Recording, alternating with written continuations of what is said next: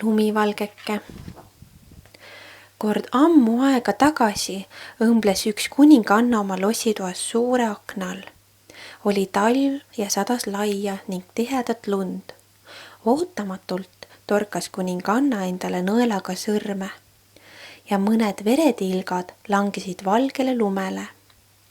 Kuninganna mõtles, et ta tahaks endale last, kelle nahk oleks valge kui lumi, kelle huuled oleksid punased kui veri ning juuksed mustad kui eebenipuu.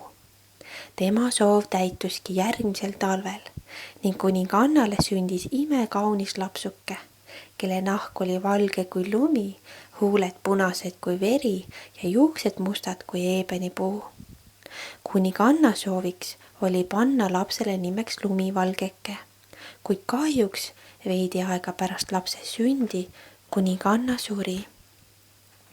Aastad möödusid ja kuningas otsustas uuesti abielluda. Tema väljavalitu oli küll ilus, kuid samavõrra kuri, kõrk ning uhke. Ta ei sallinud ühtegi naist, kes oli temast ilusam. Nii küsis ta tihti oma võlupeeglilt. Peeglike, peeglike seina peal, kes on kõige kaunim ilma peal? Ja peegel vastas, sina, mu kuninganna, sina oled kaunim ilma peal. Ja kuninganna oli õnnelik, kuid väike lumivalgeke oli kasvamas ja muutus iga päevaga aina kaunimaks. 15-aastaselt oli temast sirgunud tõepoolest imekaunis tütarlaps. Ühel päeval, kui kuninganna esitas oma peeglile tavapärase küsimuse, vastas peegel talle hoopis, et lumivalgeke on kõige kaunim. Jahmunud kuninganna vihastas ning uhke, nagu ta oli, ei suutnud ta enam rahulik olla. Ta kutsus enda juurde usaldusväärse jahimehe ning käskis tal lumivalgekese sügaval metsa viia, et seal ära tappa. Selle tõestuseks pidi jahimees kuningannale lumivalgekese südame tooma. Jahimees allus kurja kuninganna käsule ja viiski lumivalgekese metsa, kuid ta süda heldis ning ta otsustas neiu vabaks lasta. Seejärel pöördus ta lossi tagasi ning viis kuningannale tõestuseks noore metssea südame. Samal ajal aga jooksis vaene lumivalgeke hirmununa ekseldes metsas. Saabus õhtu, kui tütarlapp märkas üht kena majakest. Surmväsinuna sisenes ta majja puhkama. Sees olid kõik asjad väikeses mõõdus. Väikesel laual oli 7 väikest taldrikut. Iga taldrikukese kõrval üks väike lusikas, nuga ja üks kahvel ning üks väike veinipukaal. Ülemises toas seisid üksteise kõrval 7 väikest voodit. Lumivalgeke oli tõesti kurnatud ning nii heitiski ta ühte voodisse pikali, uinudes juba mõne hetke pärast. Kui maja peremehed koju jõudsid, said nad kohe aru, et keegi on majas. Need olid 7 pöialpoissi, kes töötasid kulla ja vääriskivi kaevanduses. Nad leidsid lumivalgekest magamast. Hommikul, kui tüdruk ärkas, ehmatas ta hetkeks, nähes pöialpoisse, kes teda ainiti silmitsesid. Kuid nad olid väga lahked ning küsisid talt, mis su nimi on? Lumivalgeke, vastas tüdruk. Mida sa meie majas teed? Küsisid uuesti pöialpoisid.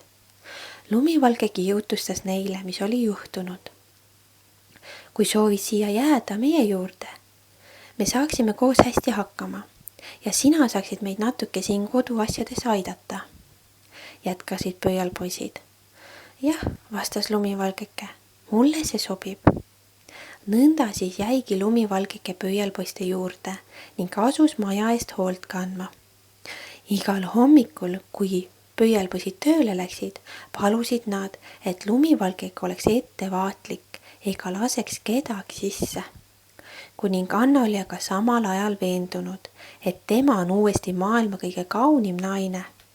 Ta võttis peegli ja küsis, peeglike, peeglike seina peal, kes on kõige kaunim ilma peal? Oo, mu kaunis kuninganna, lumivalgeke on kõige kaunim siin ilma peal. lumivalgeke on elus. jahimees oli teda petnud, aga hetkel ei olnud kuningannal aega tema jaoks. lumivalgeke peab surema, karjus ta. ning kuninganna mürgitas ühe kauni punase õuna, pani endale vanaeide riides selga ning asus teele. ta kõndis kaua, kuni jõudis lõpuks pöialpoiste majani. ta koputas ning lumivalgeke vastas. mul on väga kahju, kallis vanatädi, kuid ma ei saa kedagi sisse lasta. oi, mu kallis, ma tahaksin sulle ainult ühe maitsva õuna anda. lumivalgeke ei suutnud ahvatlusele vastu panna ja võttis õuna vastu, kuid võttes vaid ühe ampsu, kukkus kui surnu pikali. lõpuks ometi oled sa surnud, ütles kuninganna. lossi tagasi jõudnud, küsis kuninganna võlupeeglit tavapärase küsimuse, mille peale peegel sai jällegi vastata. sina, mu kuninganna, sina oled kõige kaunim ilma peal.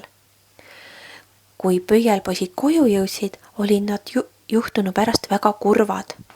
lõpuks saatsid nad vaikselt lumivalgekese metsasükavikku uinuma. ühel päeval möödus sealt kandist aga üks kaunis prints ning nägi lumivalgekest seal magamas. ta pidas lumivalgekest väga kauniks ning armus temasse jäägitult. ta küsis pöialpoistelt, kas ta võib kirstu endaga lossi kaasa võtta. pöialpoisid, nähes, kui armunud prints oli, lubasidki tal seda teha. prints asetas elutu tüdruku oma hobusele, kuid esimese raputuse peale kukkus lumivalgekese suust hammustatud õunatükk välja ning kaunis neiu ärkas uuesti ellu. lumivalgeke oli elus. ta naeratas printsile ning küsis, kas sina päästsid mu? jah, vastas õnnelik ja liigutatud prints. prints palus tüdrukul temaga lossi tulla, kus nad võiksid koheselt abielluda. peagi peeti kõikide, kuid eelkõige pöialpoiste rõõmuks pulmad. peole oli kutsutud ka võõras ema, kes tundis lumivalgekese ära. ta hardus paigale ning põgenes siis, hulkuses meeleheites veel aastaid ringi. lumivalgeke ja prints seevastu elasid õnnelikult elu lõpuni.